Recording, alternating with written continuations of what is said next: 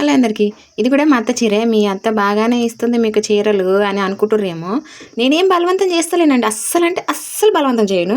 నాకు చీర కావాలని అస్సలు అడగను, మా అత్తే ఇస్తుంది. నేనేం చేయాలి, అందుకే తీసుకొని ఏదో ఒక అవుట్ఫిట్ని స్టిచ్ చేసుకొని మీకు చూపిస్తున్నా. అసలు మ్యాటర్ ఏంటంటే, ఈ శారీ నైట్ టైంలో ఒక షాప్లో అనమాట లైటింగ్స్ అంతా వేసేసరికి ఈ శారీ బాగా నచ్చిందని తీసుకుంది, బాగుందని. ఇంటికి వచ్చినాక అర్థమైంది ఇది బాగా ముడతలు ఉంది, దీన్ని ఐరన్ చెయ్యమ్మా అని అంటే, అత్త ఇది ఫ్యాషన్ నీకు తెలీదా అత్త, ఇది క్రషర్ శారీ అత్తో, అందుకే అలాగే ఉంటుంది అని అంటే, ఏంది ముడతలు కానీ అంటే, అవును అలాగే ఉంటుంది, మనం చూసి తెచ్చుకోలేదా అని చెప్తే, అలా ఏమో నాకు అక్కడ నచ్చింది అందుకే తెచ్చుకున్నా, కానీ ఇక్కడ ఇంటికి వచ్చినాక నాకు నచ్చలే అన్నది. నాకు కావాల్సింది కూడా అదే, నచ్చలేదనే మాటే కావాలి. సో అందుకే నేనైతే ఈ శారీని తీసుకొని అసలు దీన్ని ఏ అవుట్ఫిట్ స్టిచ్ చేయాలి, ఏం చేయాలని నాకు అసలు అర్థం కాలేదు.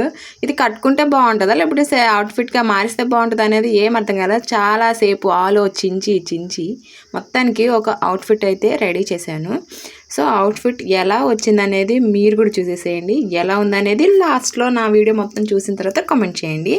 ఇక్కడ ఫ్రంట్ సైడ్ అయితే స్కాలప్ డిజైన్ అయితే వేసేసాను. ఫ్రంట్ ఒక కార్నర్లో యోగపాట్ దగ్గర ఒక డిజైన్ అయితే పెట్టాను.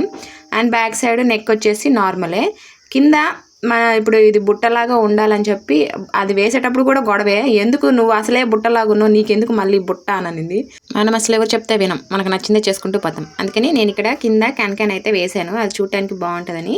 సో దీన్ని నార్మల్గా డ్రెస్గా అయినా యూస్ చేసుకోవచ్చు, అండ్ లెహంగా టైప్లో అయినా దీన్ని వేసుకోవచ్చు. నా దగ్గర ఉన్న ఓనితోటే ఇక్కడ పేర్ అయితే చేసిన. మీకు ఎట్లా అనిపించిందో చెప్పండి. అంటే సేమ్ యాస్టీస్గా నా దగ్గర అయితే లేదు, మళ్ళీ దానికి కొనే అంత బడ్జెట్ కూడా లేదనమాట. సో ఉన్న దాంతోటే ఉండాలని చెప్పి అలా చేశాను. ఇంతకీ ఈ అవుట్ఫిట్ ఎలా ఉందనేది కామెంట్ చేయండి. వీడియో నచ్చితే లైక్ చేయండి. And till then Tata.